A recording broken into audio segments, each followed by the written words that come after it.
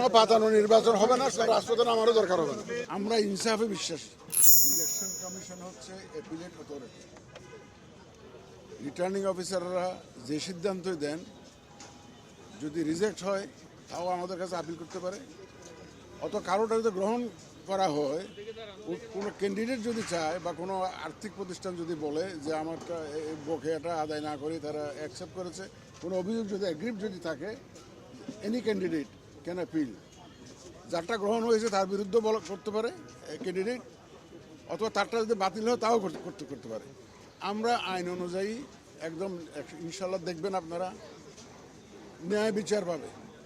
ওই যে একটা এখন একটা কথা উঠছে না, ইনসাফ, আমরা ইনসাফে বিশ্বাসী এবং আমরা ইনসাফ করবো ইনশাল্লাহ। দেখবেন যে আমাদের হিয়ারিং হওয়ার পরে দেখবেন আপনারা যে আইন অনুযায়ী যা হবে, বিধিবিধান অনুযায়ী যা হবে, আমরা সেই ধরনের সিদ্ধান্ত দেব। এবং আইন তো সবার জন্য সমান, সবাই তো মানতে বাধ্য হবে, তাই না? রাজনৈতিক দলগুলো বলছে লেভেল প্লেইং ফিল্ড এখন তৈরি হয়নি এবং আইন শৃঙ্খলার এখনো উন্নতি হয়নি। বলতেই পারে, আপনারা তো দেখছেন ভাই সবসময় দেখা গেছে, আমরা অতীতে দেখেছি নমিনেশন ফাইলের দিন অনেক ভায়োলেন্স হয়, অনেক খারাপ অবস্থার সৃষ্টি হয়।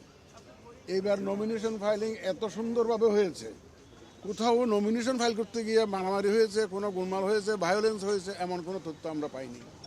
এটা একটা ভালো দিক। এবং এই যে এখানে যে আপিলে যে সবাই আসছে আমাদের এখানে, এটাও তো একটা বড় প্রমাণ যে মানুষ যে কত আগ্রহী ইলেকশন নির্বাচনের জন্য, কত আগ্রহী, এটাও একটা বড় প্রমাণ। নাহলে ওনারা দূর দূরান্ত থেকে এসে যে ওনাদের আপিল করতে আসতেন না আমাদের এখানে। তা এটা আমরা পজিটিভলি দেখছি, যে আপিল যে করতেছে এটা আমরা পজিটিভলি দেখছি।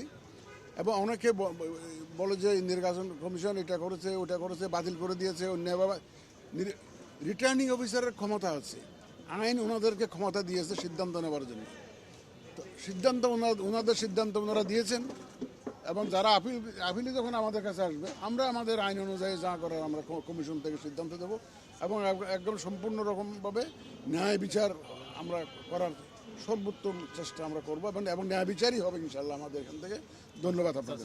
আমি তো স্যার, এনসিপি, জামাত এবং ইসলামী আন্দোলন আপনার সঙ্গে মিটিং করেছে গত 2 দিনে। তারা আপনাদের কাছে বলে গেছে যে আরেকটি পাতানো নির্বাচন হলে রাজপথে নামবে। স্যার, আপনি কি মনে করছেন? স্যার, কোনো পাতানো নির্বাচন হবে না, রাষ্ট্রপ্রধান আমারও দরকার হবে না। কোনো পাতানো নির্বাচনের দেশে ইনশাল্লাহ হবে না।